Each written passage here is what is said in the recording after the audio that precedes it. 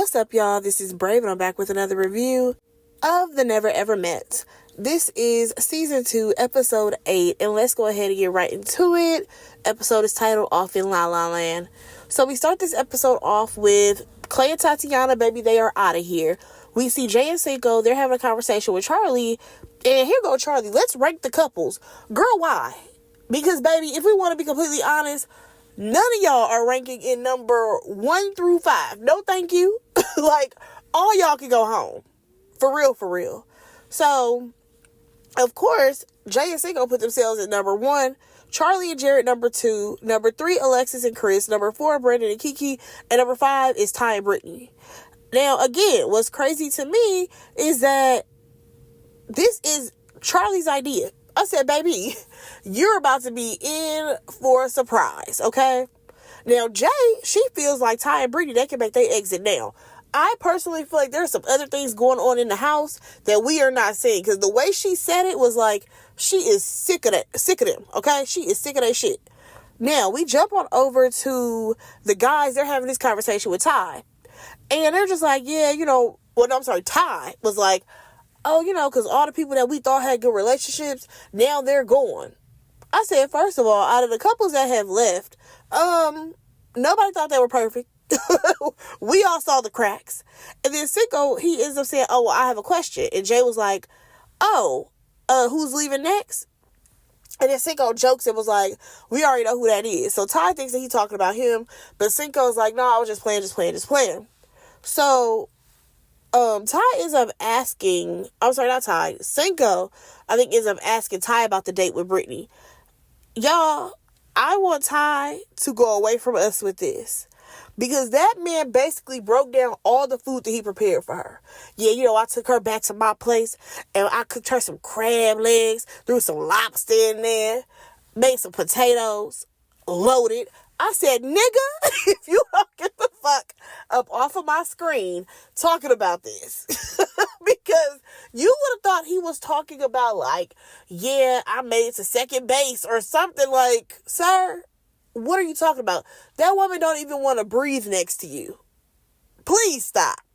At this point, Brittany is using Ty for what she can use him for. She wants him to cater to her, yes. She wants him to cook for her, yes. But she does not want to be around that man. Because we jump on over to Jared and Charlie, and they're talking to Brittany.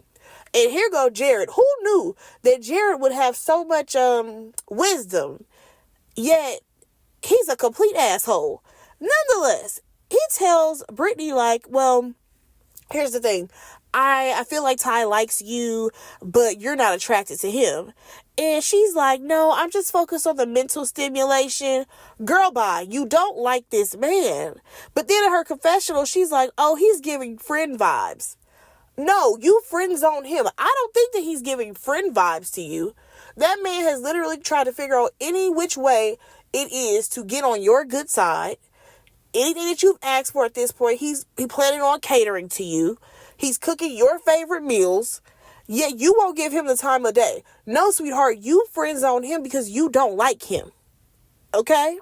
You like the attention that you got from him online, but you don't like him in real life. So, Jared, he goes on to say, well, I feel like his love languages are acts of service and physical touch, and you're not giving him that. Now, here's the thing. I do think that, what's his name? Ty, he does like, for sure, physical touch and acts of service, because we've seen him provide acts of service to her. However, she ain't reciprocated a goddamn thing. We ain't seen her bring that man a glass of water. Okay? So then she's like, well, when it comes to physical touch, I'm not doing that. Girl, you're not doing anything physical. You barely look at this man. Like, you have not touched him. You won't hold hands with him. Like, girl, when he asked you for a kiss, the only reason why I think you even gave him one was because you wanted to eat his goddamn crab legs.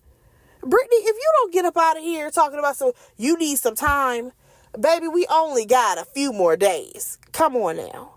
Now, we jump on over to Jared. He goes on to tell the guys that his sister's coming to visit, but he needs to have a conversation with Charlie.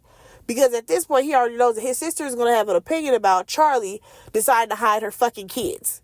And according to him, his sister is going to be like, well, why do you think you need to take care of 4 additional kids that are not yours. So Chris tells him, like, listen, it's better for you to tell her sooner rather than later. Like, don't just try to, like, tell her an hour before your sister get here. And I'm like, you know what? That's honest. That's honestly probably the best advice you could give him in this situation. So, boom, we go right to the conversation, y'all. Jared tells Charlie that he was the one who said F no in that game that they played. And she's so confused because she's like, but you told me yes. And I'm just like, okay, but now he's being honest for the first time, okay? So then he's like, I put that, but at the same time, I had just heard that you had these, all of these kids. So in that moment, it was F no, but over time, like, my decision has been changing, right? And again, she is still harping on the fact that he said yes. Like, let's not forget that this is the same person who was having a conversation with her when she told him that she had all these additional kids. And he said, I think I can try to. And what did she do? She cut him off. When she heard that man say try, she said, that's all I want you to do. All I want you to do is try for me. Just try. Well, bitch, that's what the fuck he did. He tried. If we want to be honest, and I know this shit is so fucked up, but it's like, listen, she didn't even let that man finish his sentence. Once he said he would try something, she's like, just give it a try. So that's what the fuck he did. He gave it a try, all right. He tried you, and your dumb ass slept with him. Like, be so for real.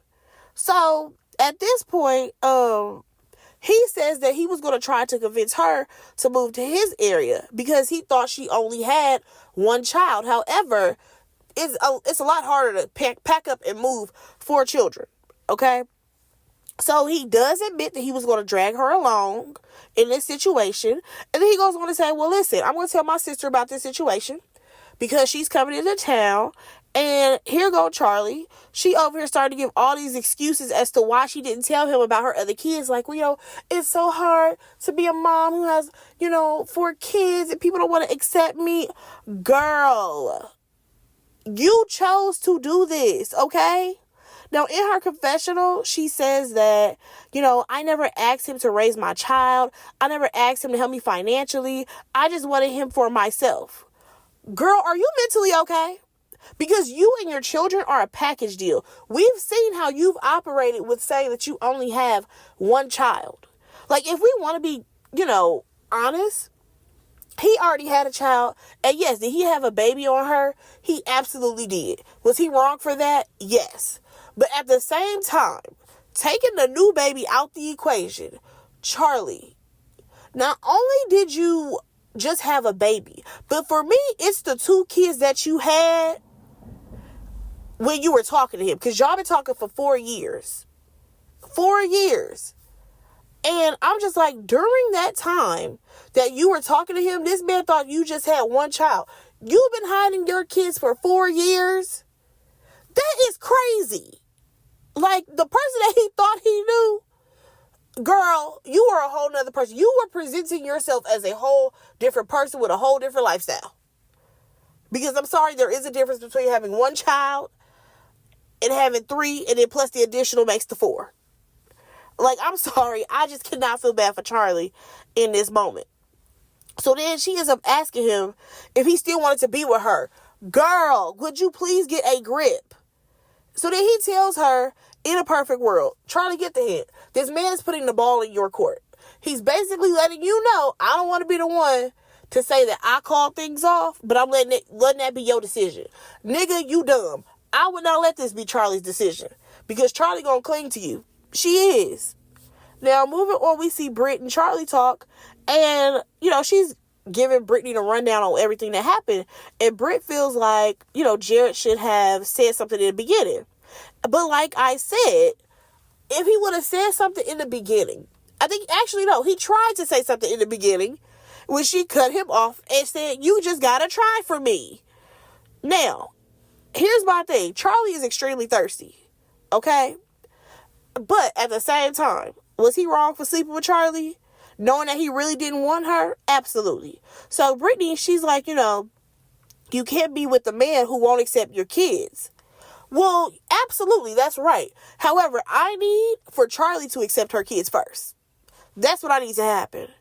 Now, according to Charlie, she's like, Jared made me feel different than other men made me feel. But here's the thing. That's because he did not know everything about you. Like, he thought you were just a woman who had a 12-year-old daughter. No, you had, what was it, a 5-year-old and a 3-year-old or something like that?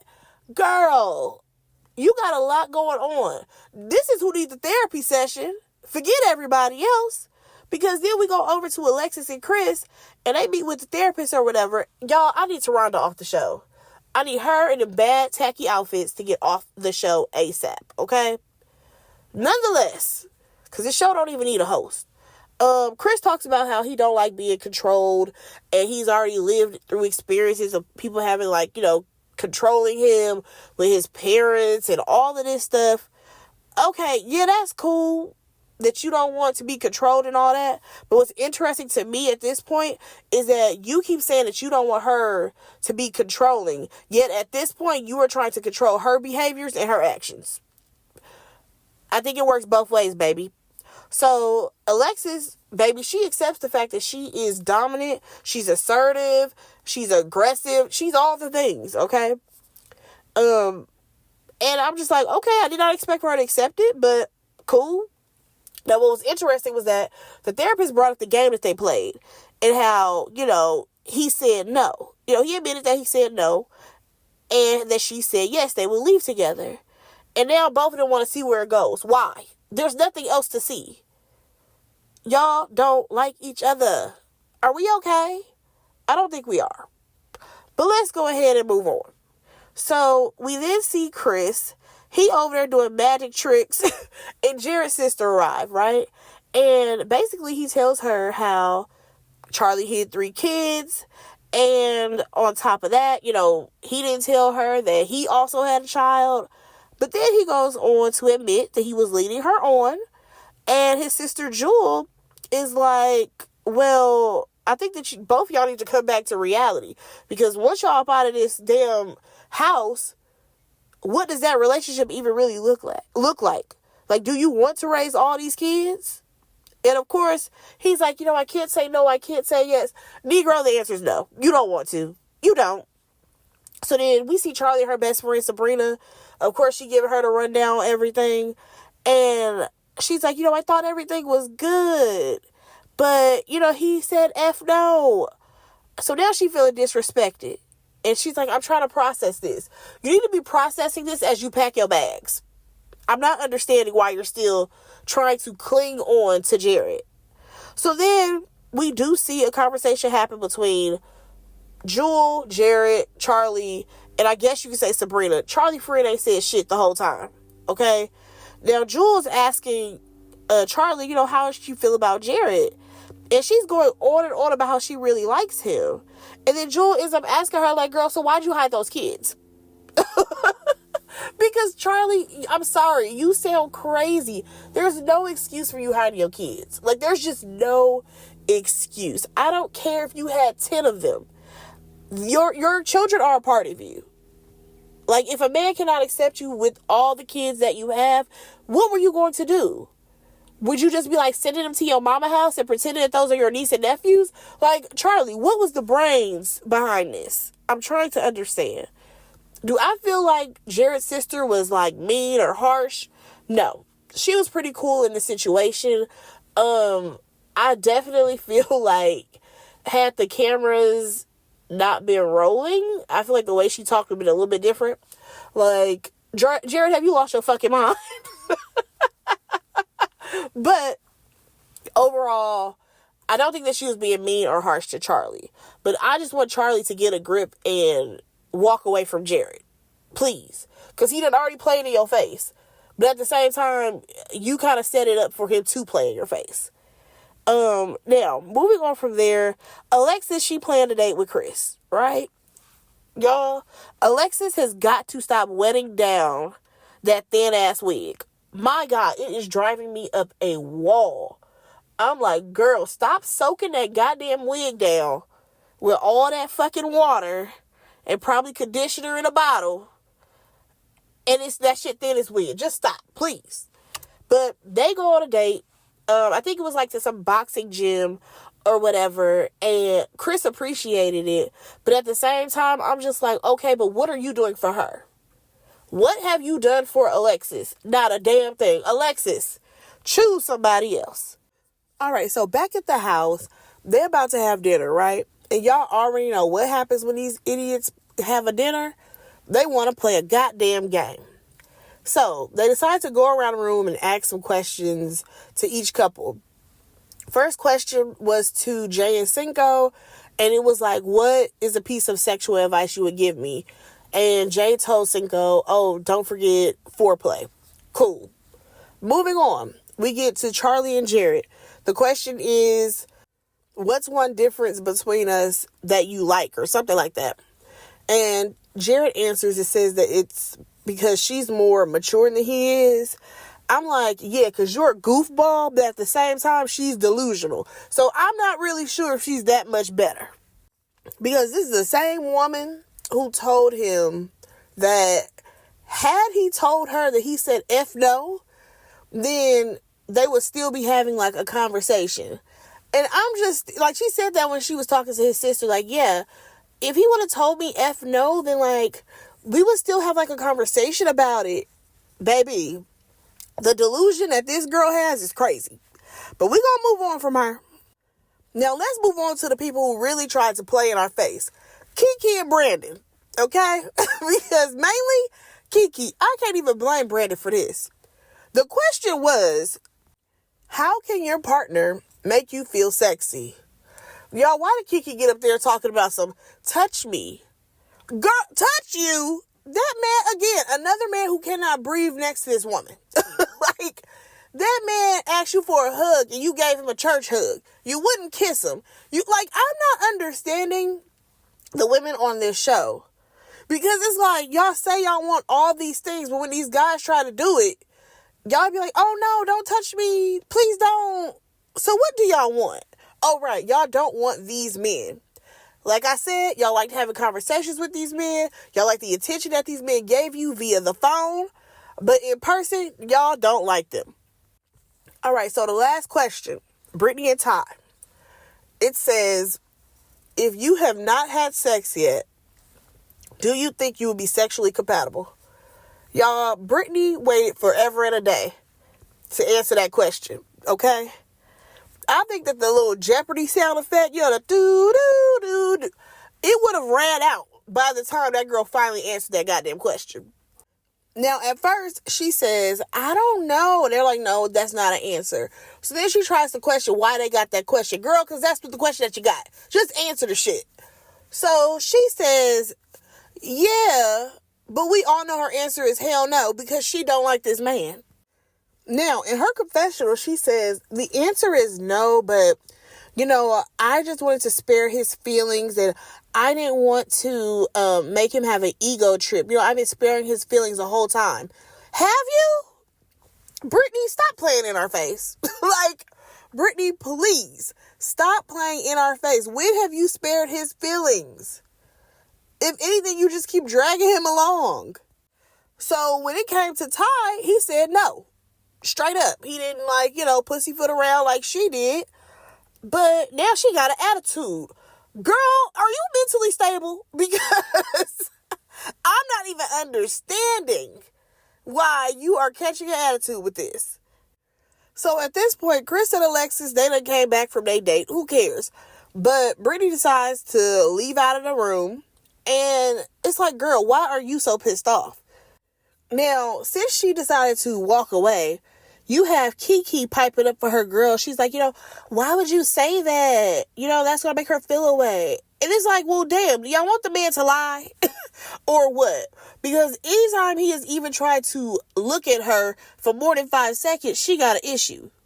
She don't want him touching her. Can we have some honest conversations around this house? Okay, so at this point, Ty goes into the kitchen. We do see Chris and Alexis there. The next thing you know, everybody in the goddamn kitchen because they nosy. So he's like, why'd you walk away? And she's like, because he don't answer, right? She's like, because I said yes. And he told her he was being honest. And of course, she's like, because, I didn't want to embarrass you.